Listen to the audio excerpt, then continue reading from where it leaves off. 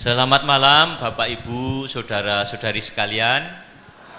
Waduh, ini rame nih. Baru kali ini saya kesini. Setelah beberapa abad.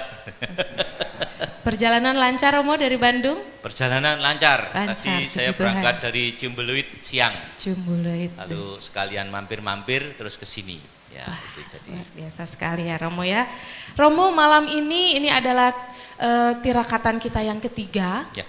Temanya adalah doa bersama Maria. Doa bersama Maria.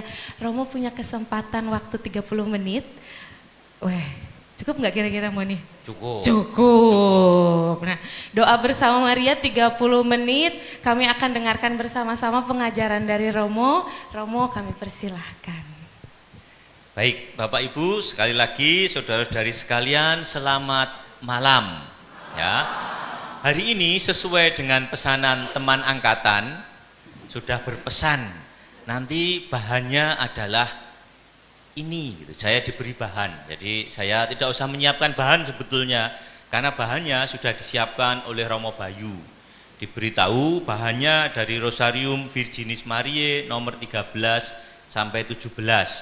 Bahan itu dibagi menjadi 9 kali, lalu masing-masing pembicara akan menampilkan dengan gayanya masing-masing. Ada yang gayanya menawan, ada yang gayanya kece, ada yang beda nasib. Jadi sekarang Bapak Ibu bisa melihat tingkat kesuburan rambut kami itu berbeda. Ya.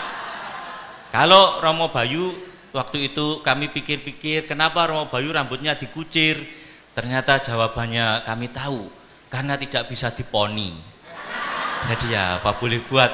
Jadi kalau saya masih bisa ada jambul sedikit gitu ya, Romo Bayu tidak bisa. Nah, dalam hal itu saya menang. Tapi manakala urusan yang lain, saya dulu Romo Bayu brewok, maka saya juga mencoba brewokan. Ternyata brewok saya malah sudah putih. Waduh, ini kalah poin lagi saya Romo Bayu. Mungkin Romo Bayu sekarang dicukur juga karena brewoknya sudah putih. Jadi daripada ketahuan dihabisi. Ya, baik, kita akan belajar berdoa bersama Bunda Maria, dan yang akan saya angkat secara khusus adalah kontemplasi atas Kristus bersama Maria. Apa ini? Makanan apa yang namanya kontemplasi itu? Apakah masih saudaraan dengan terasi atau apa? Atau apa gitu ya, kita apa toh ini. Nah, kontemplasi kalau kita melacak pada runutan teks bahasa Latinnya ada dua bentuk. Orang bisa mengatakan contemplare, kata kerja aktif, tapi juga ada kata kerja dalam bahasa Latin yang namanya deponens, itu bentuknya pasif, artinya aktif. Dalam hal itu contemplari. Nah, kedua kata itu terkait erat dengan merenung-renungkan secara serius sesuatu hal. Tapi juga berarti memandang atau menatap sesuatu secara serius. Dan dari situ juga bisa dibayangkan ada permenungannya. Sewaktu saya jauh dari keluarga, lalu kalau ada video call dengan simbok saya, diam-diam video call itu saya capture. Lalu saya simpan, kalau saya kangen dengan simbok, saya pandang-pandangi foto itu dan saya renungkan aneka momen yang indah dengan simbok. Lalu saya merasa dekat dan simbok hadir di kamar saya yang jaraknya berkilometer-kilometer dari tempat simbok saya berada. Kontemplari. Merenung-renungkan, tapi juga ada unsur memandang, dan bukan hanya itu, juga ada unsur melakukan dan mentaati apa yang menjadi pesan yang dipandangi itu. Maka kalau kita memandangi foto seperti saya tadi cerita soal ibu saya, itu kan tidak hanya kenangannya yang muncul, tapi juga Anda bisa membayangkan dulu ibu pernah mengatakan apa. Atau tadi waktu telepon ibu mengatakan apa. gitu ya. Ibu selalu nanya, kamu sudah makan belum? Sudah. Makan apa? Lalu saya cerita, makanannya ini. Loh, apa enggak lapar kamu enggak makan nasi? Tapi itu nanti telepon bulan depannya lagi atau minggu depannya pertanyaannya sama, apa enggak lapar kamu enggak makan nasi? Ya sudahlah. Lalu berarti pesannya saya harus makan ke Chinese restoran supaya ada nasi. Tapi itu observe, kontemplari, jadi merenung-renungkan, memandang, tapi juga kemudian menjalankan pesan dari yang dipandangi itu. Nah, kalau kita mengatakan berkontemplasi atas Kristus bersama Maria, artinya kita menempatkan diri pada ruang dan waktu yang khusus, kita merenung-renungkan, memandang secara rohani Kristus dengan belajar dari Maria yang sudah lebih banyak kenal. Lalu harapannya ya kita mengenal Kristus lebih mendalam. Nah, doa rosario itulah. Jadi kontemplasinya atas Kristus lewat Maria yang sudah lebih dulu kenal daripada kita. Terus kontemplasinya apa? Kita bayangkan memandangi misteri-misteri Kristus, lalu merenung-renungkan misteri itu, terus pesannya apa? Itu yang harus kemudian dilakukan. Itu gagasan mengenai kontemplasi. Dan rosario itu sebuah padepokan, sekolah, kepala sekolahnya atau pembuat kurikulumnya itu Maria, gitu ya. Nah, lalu berkaitan dengan kontemplasi itu ada beberapa hal yang bisa kita renungkan lebih lanjut. Yang pertama tentu saja kalau dikatakan kita belajar dari Maria, yang pertama direnungkan adalah kita belajar dari memori atau kenangan Maria akan Yesus Kristus. Bapak Ibu ingat ya, yang namanya memori itu sangat kuat, lebih kuat daripada sinyal HP kita. Maka ada kenangan pahit, ya toh? Kita akan ingat ada retret penyembuhan luka batin. Kenapa? Karena memori tentang sesuatu yang melukai, manakala itu muncul, itu akan mengubah atau mempengaruhi cara kita berperilaku, cara kita mengambil keputusan, dan cara kita memperlakukan orang lain juga. Itu memori yang pahit. Atau orang mengatakan ada trauma. Mulai dari yang kecil-kecilan, saya pernah suatu kali capek lalu naik motor terus nabrak taksi di Jogja setelah tahbisan. Semenjak itu naik motor tidak lagi menjadi sama. Itu kecil-kecilan ya, urusannya naik motor.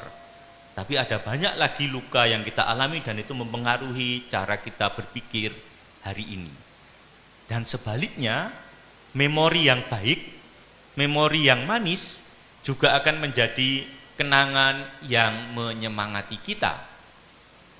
Bapak saya itu seorang guru, beliau sudah meninggal tahun 2017. Lalu kenangan akan bapak saya ketika di rumah malam hari ngoreksi kerjaannya para siswa, menjadi penyemangat kalau saya mengoreksi tulisannya mahasiswa yang susah dibaca. Lalu saya ingat, wah dulu bapak saya juga rajin ngoreksi. Baiklah, walaupun tulisannya jelek, tidak apa-apa, kasih upah nulis. Karena nggak bisa dibaca ya. Tapi itu memori yang bagus, memori yang kemudian membuat saya semangat. Wah besok, hari Senin, waduh ngajar mata kuliahnya lumayan ini ya sudahlah. Minggu malam, waktu rekreasinya dipotong, menyiapkan kuliah hari Senin. Dan seterusnya. Itu memori yang baik. Nah, kita membayangkan dalam doa rosario kenangan-kenangan Maria akan Yesus. Dan kita bisa membayangkan Maria itu menatap Yesus dengan berbagai macam tatapan. Kita bisa membayangkan kalau orang itu punya anak, tatapan pertama pada si anak itu dalam bayangan saya tentulah tatapan penuh cinta. Seorang ibu yang habis melahirkan lalu pertama menggendong anaknya. Atau bapaknya mungkin takut menunggu istrinya melahirkan, lalu ada di ruangan yang lain, terus ketika melihat pertama, oh itu anakku. Itu tatapan penuh cinta. Maria mengalami itu dengan Yesus. Tapi juga ada tatapan kekhawatiran. Kita mengalami tatapan itu. Saya ingat waktu mau berangkat lagi studi untuk kedua kalinya, ibu tidak terlalu baik kesehatannya. Maka pada saat terakhir saya pamit, sebelum pergi saya menatap ibu saya sembari berdoa, nanti pulang kita masih ketemu ya. Tatapan penuh harap dan kecemasan. Dan Maria mengalami itu ketika harus ngungsi ke Mesir. Anda bisa membayangkan kalau kita punya anak gitu ya, anaknya masih kecil, lagi lucu-lucunya, terus anaknya sakit. Saya tidak mengalami, tapi ada salah satu saudara masih kecil sakit, saya baru tahu anak kecil kalau sakit ternyata infusnya tidak di tangan, infusnya di kepala. Waduh, saya lihatnya kan, waduh, kok kayak gitu ya? Tatapan yang penuh kekhawatiran. Dan Maria juga mengalami itu dengan Yesus. Di detik-detik awal saat habis dilahirkan, lalu setelah ada tatapan yang bahagia, lalu ada tatapan duka karena harus mengungsi, lalu dia lihat, aduh ini anakku nanti bagaimana. Tatapan duka juga diramal, nanti anakmu ini akan, dan seterusnya. Maka aneka macam tatapan Maria, kontemplasi langsung pada Yesus Kristus itu sangat kaya, sehingga sahlah kalau kita merenung bersama dia. Siapa yang paling kenal kalau bukan ibunya? Siapa yang paling kenal lagi kalau bukan orang yang mengandung selama 9 bulan? Tapi tatapan tidak semuanya serba romantis dan dramatis. Saya bayangkan ketika Yesus itu hilang, barangkali tatapannya agak-agak jengkel. Nah kamu tuh piye toh? Wong kami jalan ke sana kok nggak ada, malah ketinggalan. Dan mungkin ada kenakalan-kenakalan yang lain, yang tentu bagian normal dari hidup Yesus sebagai manusia, dan Maria yang juga sebagai manusia, seorang ibu. Tatapan ibu kepada anak itu kan ada macam-macam, dan mungkin anaknya juga lama-lama apal dengan kode tatapan ibunya. Kalau ibunya mulai ngelirik kayak begitu, ini hati-hati ini. Kalau ibunya lirikannya hanya gitu doang, mungkin ini nggak ketahuan ini.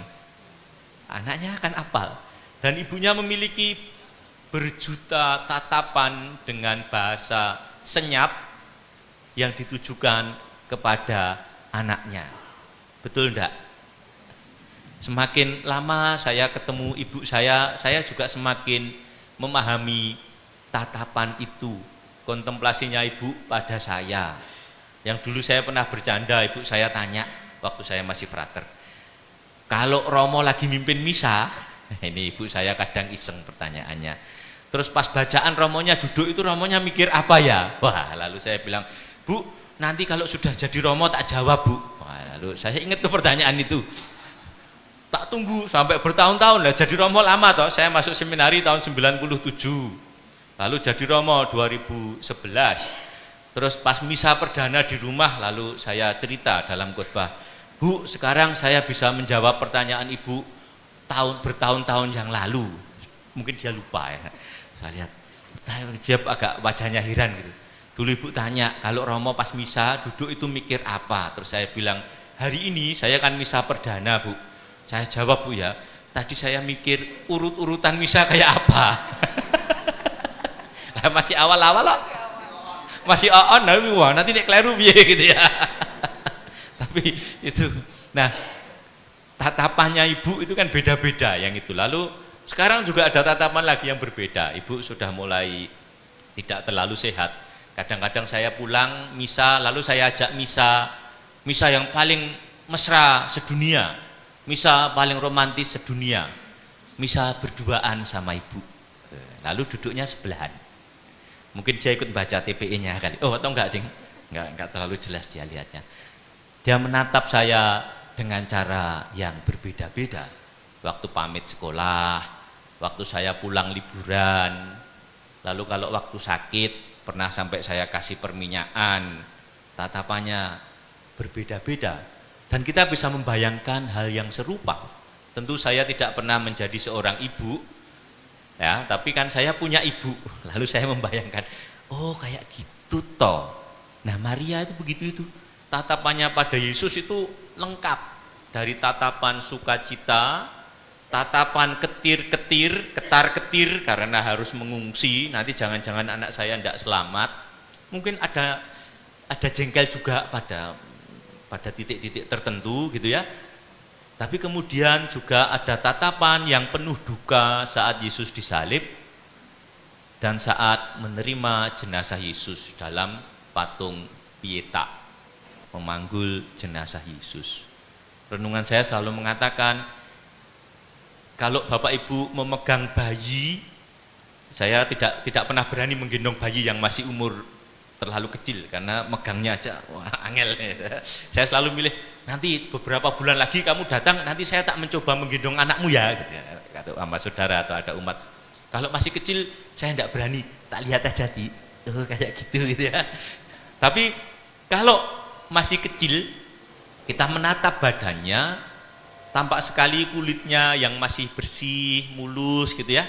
Lalu habis dimandikan, biasanya baunya sama anak di sini itu, bau minyak kayu putih. Nah, anak kecil, terus dikasih bedak tebal gitu. Dulu saya waktu kecil juga ada fotonya pakai bedak tebal, tapi anak sekarang kayaknya enggak tahu anak sekarang masih dibedakin. Masih. Saya pikir kok enggak, saya dulu bedaknya tebal gitu. Wah, lalu terus tahu-tahu ada fotonya. Nah, bau-bau yang, tapi itu anaknya masih kecil dan kita ingat kayak gitu bentuknya. Lalu 33 tahun kemudian yang dibawa badan dari orang yang sama tapi sudah sama sekali berbeda bentuk. Sudah remuk, bekas dicambuk dan seterusnya. Bayangkanlah mata yang sama yang 33 tahun yang lalu dipakai untuk memandang badan dari orang yang sama, yang masih mulus, putih, bersih, pakai minyak olive. Saya bayangkan di daerah Mediterania dan sekitarnya itu, karena apa-apa pakai olive, diolesi olive yang ada balsemnya, itu kan tradisi mereka. Lalu sekarang sama-sama diolesi balsem tapi baunya beda dan badannya sudah rusak. Kontemplare, memandangi sambil merenung-renungkan, memandangi dengan sangat intent. Yang itu Maria punya itu semua, maka sahlah kalau kemudian kita belajar dari dia. Ya, saya mengulang poin yang sama dengan aneka macam cerita, tapi juga ada sukacita yang lain ketika Yesus bangkit dan peristiwa Pentakosta.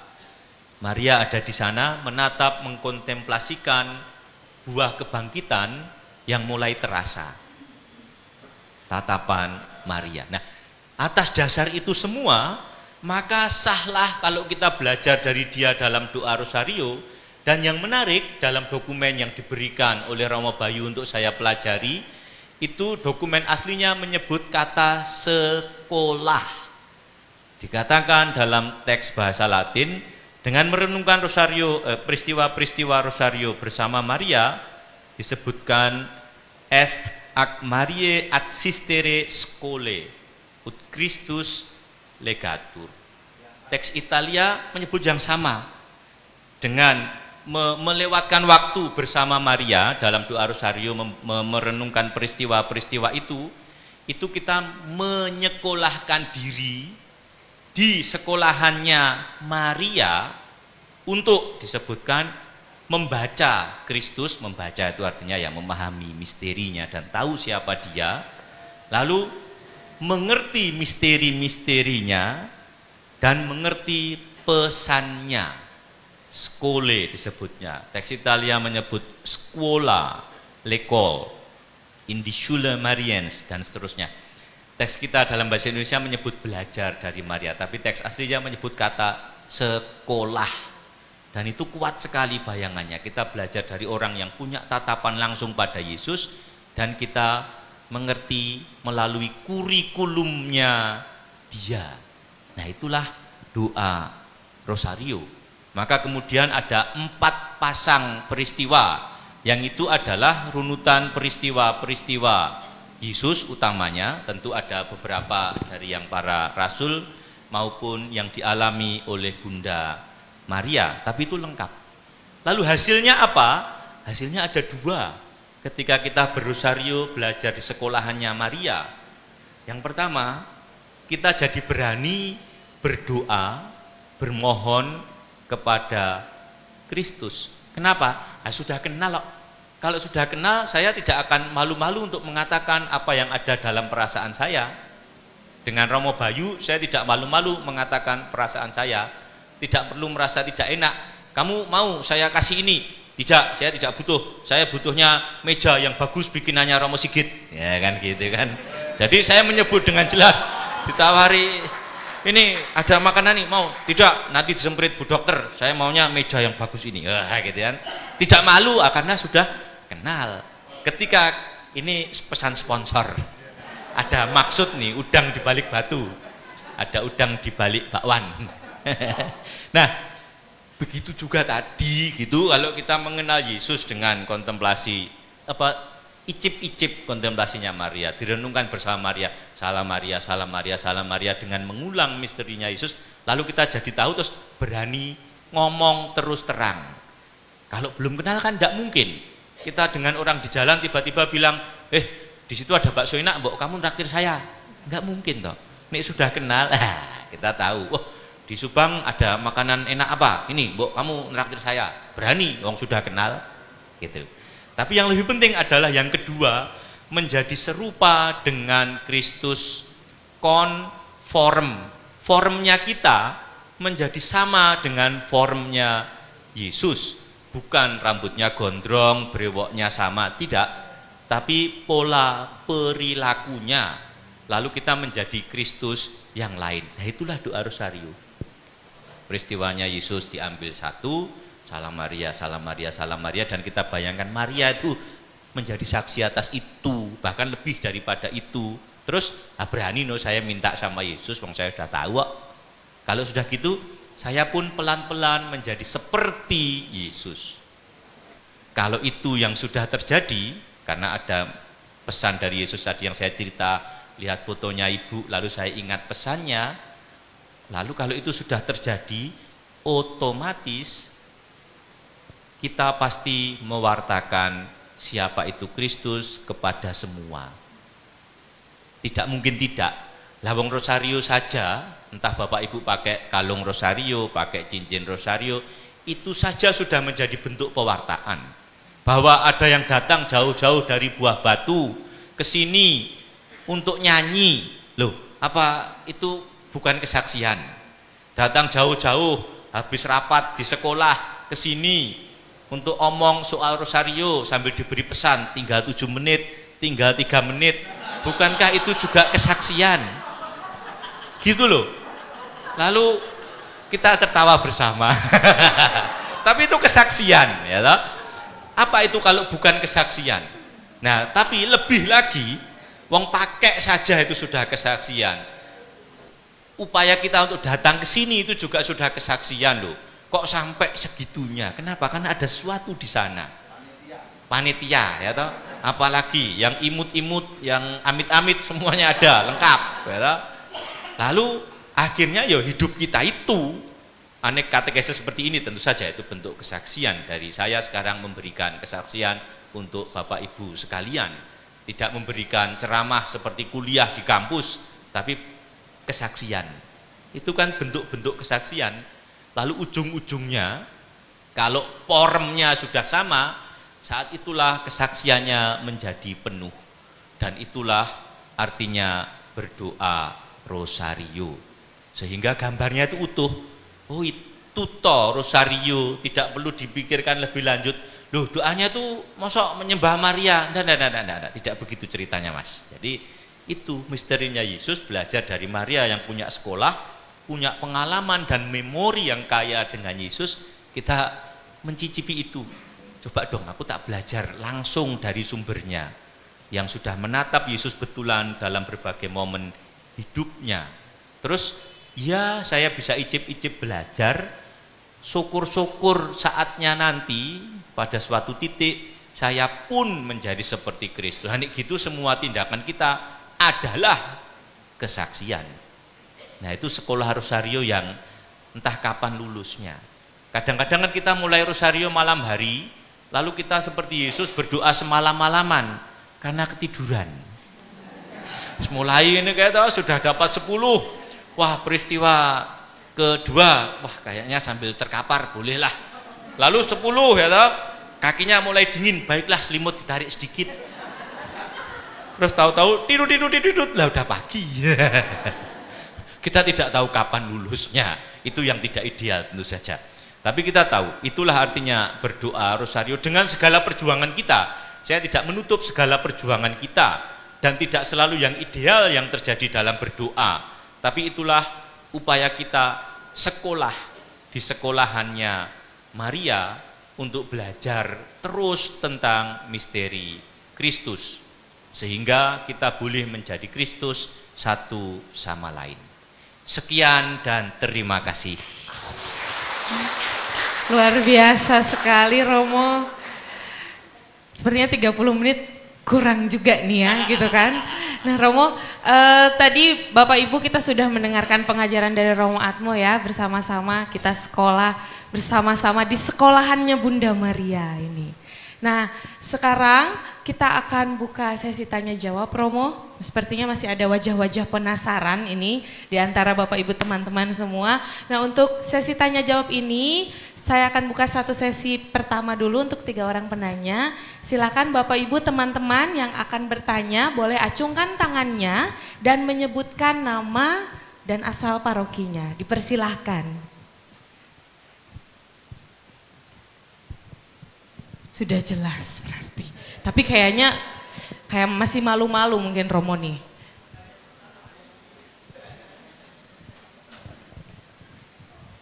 Silahkan Bapak Ibu.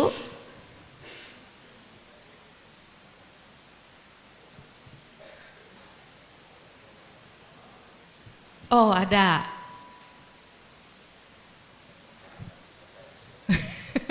Oh ada beberapa mahasiswanya Romo Atmo katanya ini. Jangan-jangan yang tanya mahasiswanya.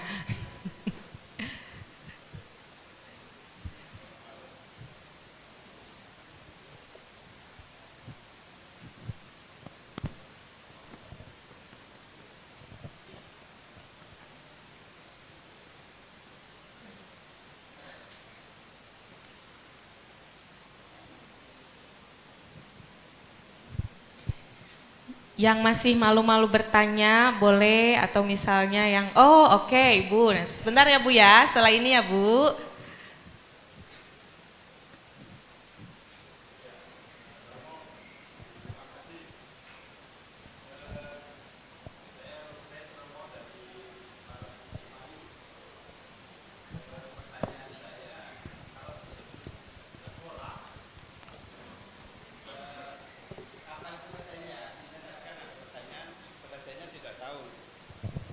Pertanyaan saya, apakah upaya untuk sekolah itu kan ada yang tekun, ada yang tidak dan sebagainya.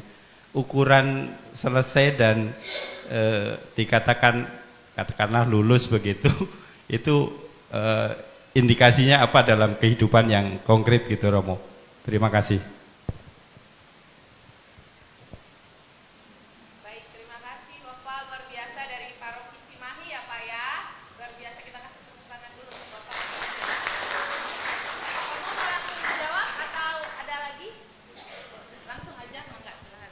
Baik, untuk Bapak Robert dari Cimahi, tadi dikatakan soal kapan selesai, yang saya bilang kalau itu ukurannya selagi kita masih hidup ya kita tidak tahu tentu saja, tapi sebetulnya ada ukuran yang pasti itu.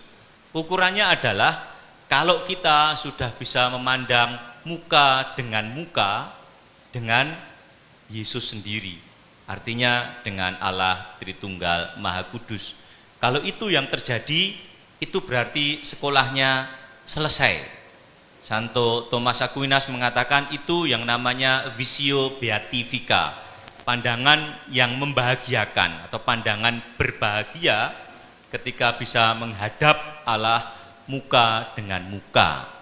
Nah, tapi aneka indikasi atau kalau mau diibaratkan nilai raport, itu tentu nilai raportnya adalah ya kita bisa menghitung saja sesuai dengan, nah ini saya jadi ingat rapat sekolahan ini, PPEPP ya. Jadi kita menetapkan ukuran dan komitmen kita masing-masing. Kalau saya mau komit, saya berdoa rosario seminggu 2 kali, maka kita tahu raport kita itu sudah bagus atau jelek kalau yang sudah kita putuskan itu kita jalani. Tidak harus mulai dengan rosario tiap hari, ya dikit-dikit lah. Kalau sekolah kan tidak langsung SMA, sekolah kan tidak langsung S1, S2, S4, S5 atau S2, 3. Tapi dari TK dulu, baiklah saya nggak biasa rosario, ya wis saya menetapkan hari Jumat saya rosario.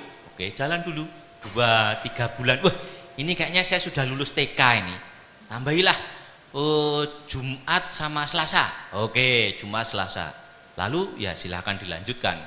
Kalau sampai pada suatu, oke, saya hari ini dan ini rosario, hari yang lain, devosi yang lain, silahkan kita yang mengatur dan menetapkan. Tentu yang ideal ya doa rosario setiap hari, brevir setiap hari, dan seterusnya. Itu yang ideal. Tapi kita kan daripada kita menggapai yang ideal seminggu, terus mogok 3 minggu, maka lebih baik bertahap. Oke lah, karena belum membangun kebiasaan itu, tak bangunnya. Nah, lalu itu yang menjadi nilai raport kita. Kita menilai sendiri dengan jujur di hadapan Allah. Oh, yang sudah saya canangkan sebagai bentuk disiplin sekolah tidak dapat. Terus, oke lah, saya cari cara yang lain. Terus gitu. Dan di situ komitmen kita dibuktikan. Bukan dengan ukuran yang diukurkan orang lain, tapi kita yang ukur ukuran kita sendiri. Kan latihan rohani itu kayak latihan fisik. Kalau nggak pernah dilatih ya lemah. Tapi kalau dari lemah tiba-tiba disuruh latihan seperti aku pengen dalam seminggu badanku seperti Adirai, ya sempal, bubar semua itu nanti. Tapi kita yang melatih pelan dan terus gitu, dan setiap hari punya semangat untuk mau lebih. Lebihnya nggak usah banyak-banyak, lebih dikit.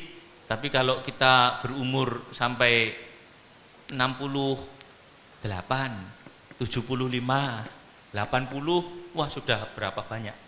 Itu ya saya kira kalau Pak Robert tanya soal nilai dan indikasinya.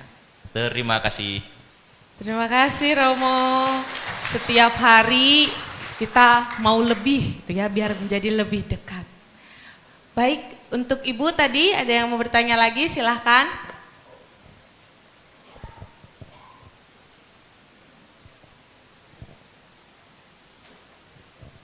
Selamat malam Romo.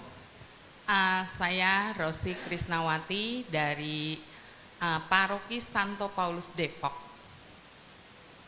Di sini mungkin ya agak sedikit entah menurut saya menyimpang apa tidak, tapi saya hanya ingin mendengar penjelasan dari Romo karena tentang Maria memang sering saya dengar dan sering kami ikut seminar ya, khususnya saya yang sudah maaf bukan sombong ya, kami belajar 2 tahun tentang kitab suci, di situ dibahas tentang Maria segala macam gitu.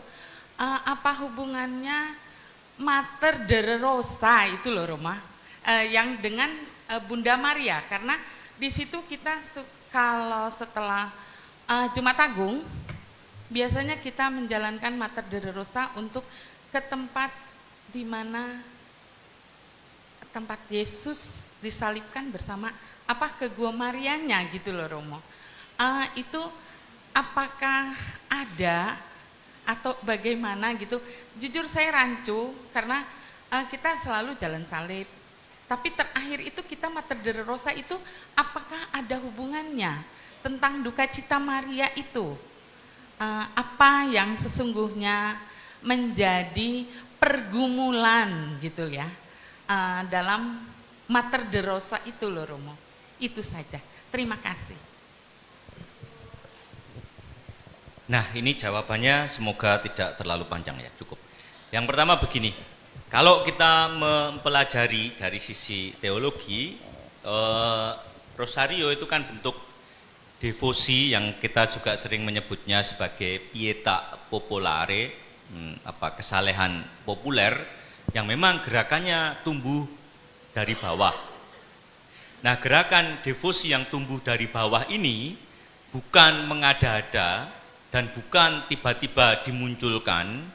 Inisiatif bisa dari siapapun, bisa dari salah satu umat atau salah dua atau salah tiga atau dari romo parokinya atau apa, tapi itu gerakannya dari bawah, bukan dari stempel atau bukan pertama-tama dikeluarkan oleh magisterium. Nah, dalam rangka pertumbuhan organik devosi pada Maria, kita juga mengalami ada kapan itu mulai lebih mengemuka, lalu bentuknya menjadi seperti apa, dan itu berjalan secara berbeda dari zaman ke zaman. Salah satu seruan dan doa kepada Maria yang diyakini dalam penelitian sejarah tertua, itu kan yang Subtuum Presidium, di bawah perlindunganmu kami bernaung, yang menjadi bagian dari salah satu menjadi satu bagian dari doa Tesera. Kalau kita legioner tentu kita mendoakan itu setiap hari gitu ya. Saya juga legioner dari kecil. Lalu sekarang tiba-tiba setelah sudah gede, doanya sih masih didoakan. Lalu ada yang menawari, Romo gabung dengan kami ya, itu yang menawari tetangganya Fermentum. Lalu saya bilang, baiklah, doanya sudah jalan terus sebetulnya. Nah, tapi itu adalah itu perkembangan yang kalau legio sudah agak lama, tapi Subtuum Presidium itu salah satu seruan tertua pada Maria. Nah, lalu berkembanglah aneka macam devosi Maria, devosi pada Bunda Maria, yang kemudian ternyata dalam penelitian tidak pernah lepas dari peranan Yesus Kristus. Nah, lalu tadi yang disebutkan Mater Dolorosa, kita mengatakan Stabat Mater Dolorosa, ibu yang berduka cita berdiri. Nah, berdirinya itu di mana? Tentu ini dalam konteks mengerti, memahami, mencoba masuk pada misteri sengsara putranya yang menyelamatkan. Lalu dalam pada itu kita juga menyebut bahwa Maria itu memiliki peranan khusus dalam karya penebusan. Sehingga di sana sini kadang-kadang secara teologis terjadi kekacauan dengan persoalan redemptor, dengan Maria juga menjadi redentrice, penebus tapi yang feminin. Nah, kalau tadi disebut lalu Stabat Mater Dolorosa ada di mana? Saya kira menjadi tepat kalau kita belajar mengerti misteri Kristus dengan membayangkan bagaimana seorang ibu yang tahu pertumbuhannya Yesus sekurang-kurangnya selama 30 tahun sebelum kemudian Yesusnya berkelana, dan ibu yang sama itulah memandang dan mengerti derita putranya, dan dia tabah di situ ikut. Sementara para murid kocar-kacir, dia ada di situ. Walaupun belum terlalu mudeng. Kita tidak bisa membayangkan Maria sudah mengerti betul semua yang dialami, bahwa ini karya keselamatan, bahwa ini ada universal salvific will of God, kehendak Allah untuk menyelamatkan yang bersifat universal. Tidak bisa dibayangkan begitu. Tapi pelan-pelan Maria semakin ngeh, oh ini kesedihannya memuncak. Kemudian dalam kebangkitan, ini maksudnya. Kalau begitu, kan kita sering kali begitu, kalau ada seseorang lalu ditahbiskan menjadi romo, dan dulu itu adalah murid kita di SD, lalu memorinya muncul semua. Oh, waktu SD dulu itu seneng misa-misanan, waktu SD dia itu seneng misa harian. Nah, kita mau berpartisipasi dalam sekolahan seperti itulah dalam Stabat Mater Dolorosa. Kita mau belajar seperti itu. Mungkin belum mudeng sepenuhnya, gak apa-apalah, aku ikut, seperti halnya Maria juga ikut. Lalu buahnya apa? Saya ngeh karya penebusan teh kayak begitu. Dan itu yang kemudian menjadi pegangan, bukan rumusan-rumusan teologis yang diajarkan dan dipelajari sampai ke sana sini, tapi penghayatan itu yang mau didapat dari renungan Stabat Mater Dolorosa. Maka keduanya mesti dimengerti bersama-sama, tidak hanya bisa dimengerti, nah ini berarti yang sebelah mana Romo ya? Tidak, kita ikut itu keduanya. Dan Stabat Mater Dolorosa tidak pernah bisa berdiri tanpa ada sengsara Kristus yang menyelamatkan. Nah, dengan dimengerti seperti itu, saya kira gagasan tatapan pandangan Maria sebagai sekolah yang kita daras dalam Rosario semakin mengena juga bagi kita. Kira-kira demikian, semoga tidak terlalu tinggi dan berbelit-belit. Terima kasih. Terima kasih Romo. Luar biasa sekali ya, memang kaya sekali Katolik kita ini. Romo, terima kasih banyak atas pengajarannya kepada kita. Semoga kita semua sama-sama yang bersama-sama bersekolah di sekolahnya Bunda Maria ini bisa sama-sama lulus juga. Terima kasih. Kami persilahkan Romo sekarang menuju ke sakristi untuk bersiap merayakan misa Romo. Terima kasih banyak Romo.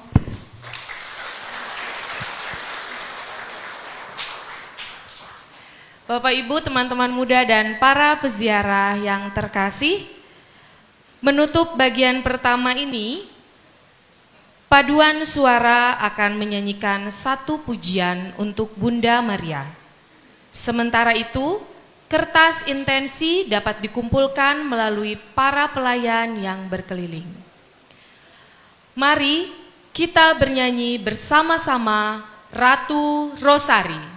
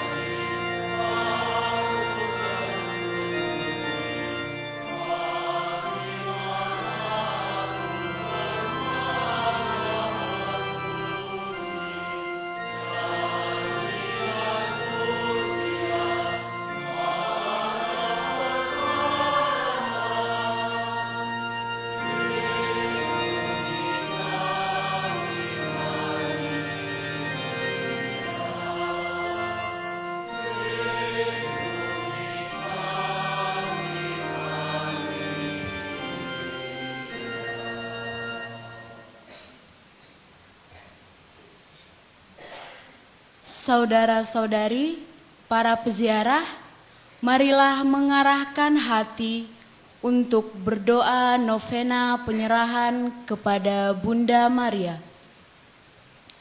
Kita bawa intensi-intensi doa dalam hati, kiranya itu sesuai dengan kehendak Allah dan dikabulkan.